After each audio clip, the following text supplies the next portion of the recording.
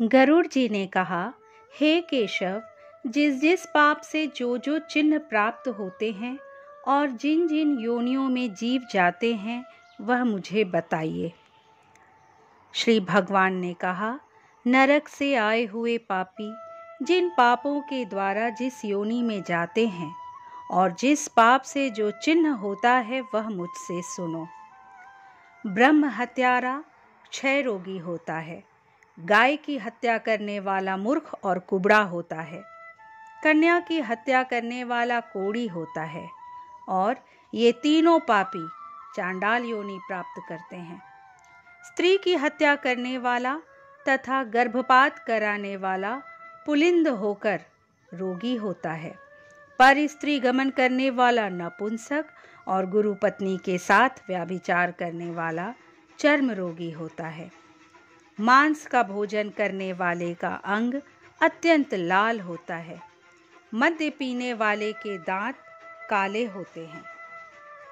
लालचवश अभक्ष्य भक्षण करने वाले ब्राह्मण को महोदर रोग होता है।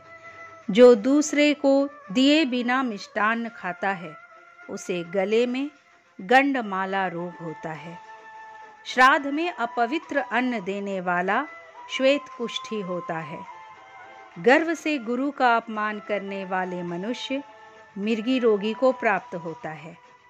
वेद शास्त्र की निंदा करने वाला निश्चित ही पांडु रोगी होता है।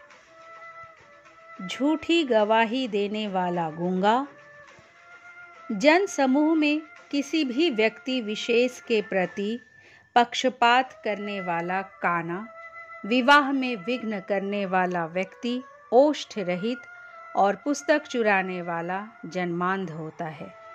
गाय और ब्राह्मण को पैर से मारने वाला लूला लंगड़ा होता है। झूठ बोलने वाला हकला कर बोलता है तथा झूठी बात सुनने वाला बहरा होता है। विष देने वाला मूर्ख और उन्मत्त तथा आग लगाने वाला खलवाट होता है, अर्थात गंजा होता है। मांस बेचने वाला अभागा और दूसरे का मांस खाने वाला रोगी होता है। रत्नों का अपहरण करने वाला हीन जाति में उत्पन्न होता है। सोना चुराने वाला नख रोगी और अन्य धातुओं को चुराने वाला निर्धन होता है।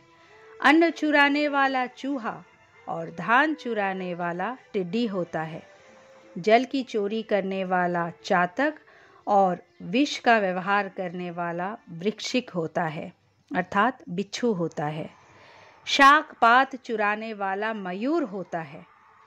शुभ गंध वाली वस्तुओं को चुराने वाला छुछुंदरी होता है। मधु चुराने वाला डांस, मांस चुराने वाला गीध और नमक चुराने वाला चींटी होता है। तांबुल, फल तथा पुष्प आदि की चोरी करने वाला वन में बंदर होता है। जूता, घास तथा कपास को चुराने वाला भेड़ी योनि में उत्पन्न होता है। जो रौद्र कर्मों से आजीविका चलाने वाला है, मार्ग में यात्रियों को लूटता है और जो आखेट का व्यसन करने वाला है वह कसाई के घर का बकरा होता है। विष पीकर मरने वाला पर्वत पर काला नाग होता है। जिसका स्वभाव अमर्यादित है वह निर्जन वन में हाथी होता है। बलि वैश्व देव न करने वाले तथा सब कुछ खा लेने वाले द्विज और बिना परीक्षण किए भोजन कर लेने वाले व्यक्ति निर्जन वन में व्याघ्र होते हैं।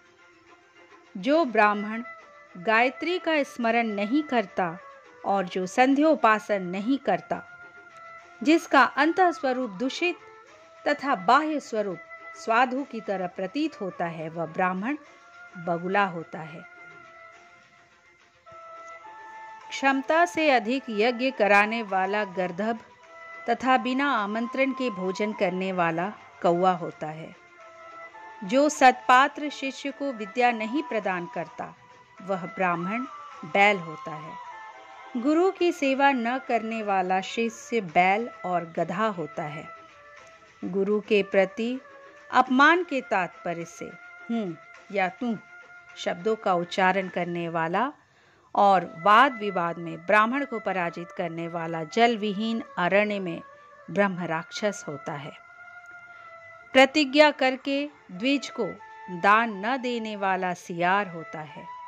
सत्पुरुषों का अनादर करने वाला व्यक्ति अग्निमुख सियार होता है। मित्र से द्रोह करने वाला पर्वत का गीध होता है और क्रय में धोखा देने वाला उल्लू होता है। वर्णाश्रम की निंदा करने वाला वन में कपोत होता है। आशा को तोड़ने वाला और स्नेह को नष्ट करने वाला, द्वेषवश स्त्री का परित्याग कर देने वाला बहुत काल तक चकोर होता है। माता पिता गुरु से द्वेष करने वाला तथा बहन और भाई से शत्रुता करने वाला हजारों जन्मों तक गर्भ में या योनि में नष्ट होता रहता है। सास ससुर को अपशब्द करने वाली स्त्री तथा नित्य कलह करने वाली स्त्री जलौका होती है और पति की भर्त्सना करने वाली नारी जूं होती है। अपने पति का परित्याग करके पर पुरुष सेवन करने वाली स्त्री चमगीदड़ी, छिपकली अथवा दो मुंह वाली सर्पिणी होती है।